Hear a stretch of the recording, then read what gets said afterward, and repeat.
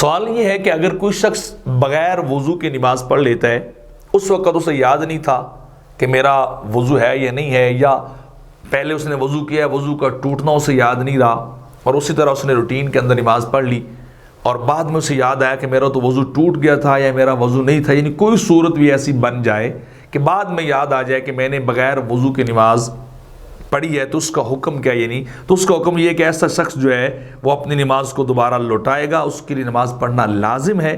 اس کی نماز نہیں، ہاں وقت نکل گیا تو پھر دوبارہ قضا کے طور پر بھی پڑھ لے اور امید رکھے کہ اللہ رب العزت اس کی اس خطا کو، بھول کو معاف کرے گا کہ وہ بھول گیا تھا، وقت گزر گیا، اتنی دیر بعد میں یاد آیا کہ میں نے پہلی جو نماز پڑھی ہے وہ تو بغیر وضو کے پڑھ لی تھی، تو وہ بندہ جو مکروہ اوقات کے علاوہ اس کی قضا کر لے اور اللہ کے سپرد کر دے۔ امید ہے کہ اللہ رب العزت وہ غفور رحیم ہے، وہ معاف کرے گا۔ اور اگر وقت موجود ہو تو پھر وقت کے اندر تو دوبارہ نماز کا پڑھنا لازمی ہے اور ضروری ہے، ورنہ اس کی نماز نہیں ہوگی۔